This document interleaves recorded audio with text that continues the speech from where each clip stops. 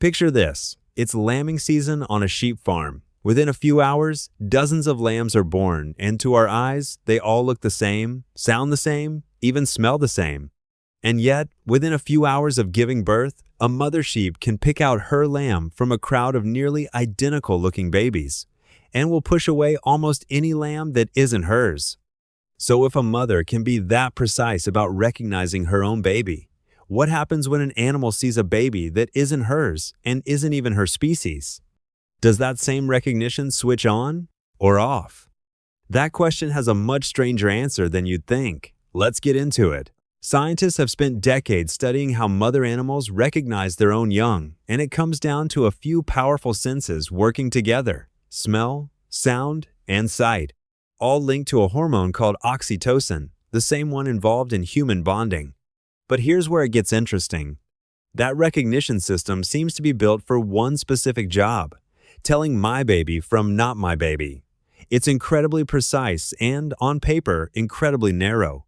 So how do we explain the cases where animals look at a baby from a completely different species and respond with the exact same instinct to protect it? In sheep and goats, this bond forms fast. In the hours after birth, the mother licks and smells her newborn, memorizing its individual scent partly from the amniotic fluid still on its body. From then on, she uses that scent like a fingerprint, telling her lamb apart from every other lamb in the flock.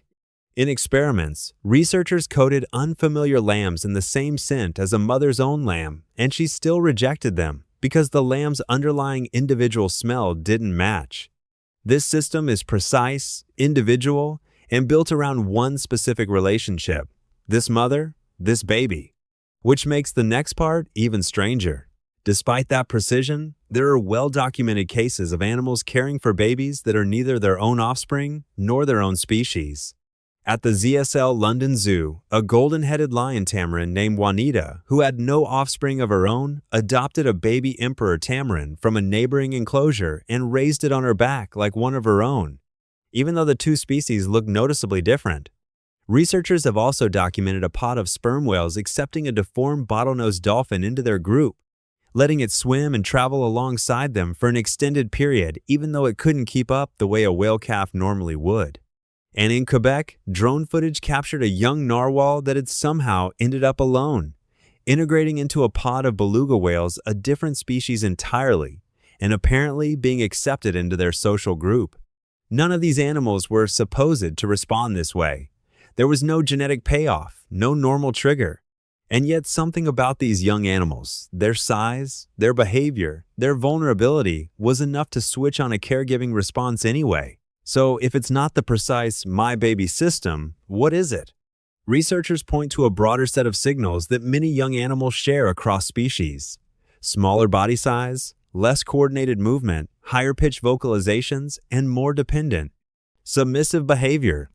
This lines up with something called the baby schema, an idea first proposed by biologist Konrad Lorenz, the concept that certain youthful features, like large eyes and rounded proportions, can trigger a caretaking response, almost like a built-in handle with care label. This effect is well documented in how humans respond to human babies, and a growing number of studies suggest something similar happens when we look at baby animals too. Whether animals themselves respond this way to babies of other species, the way these adoption stories suggest, is something researchers are still actively investigating. It's not yet a settled question. One idea gaining traction is that this caregiving instinct didn't evolve to recognize a baby of any species specifically. It evolved to recognize something young and helpless that needs protecting, and most of the time, that points back to the animal's own species. But every so often, in the right emotional or hormonal state, an animal sees those same signals coming from somewhere completely unexpected, and the instinct fires anyway. So it turns out there may not be just one answer to do animals sense when something is a baby. There might be two systems running side by side. One is razor precise, built to recognize one specific individual, my baby, using scent, sound, and sight, and to reject everything else.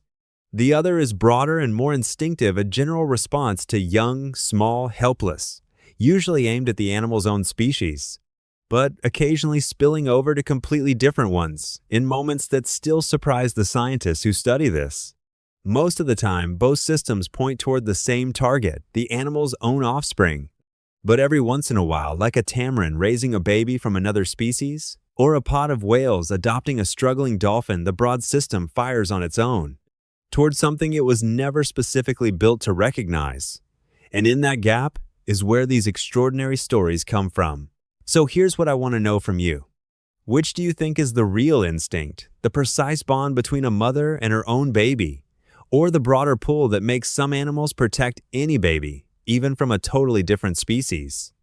And if you've ever owned a pet, has it ever acted noticeably gentler or more careful around a baby, human, or animal than it normally would? Tell me the story in the comments. What did your pet do? And what do you think triggered it?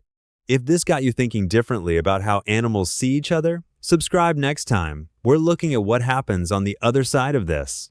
The animals that don't get this protection, and why that line gets drawn where it does.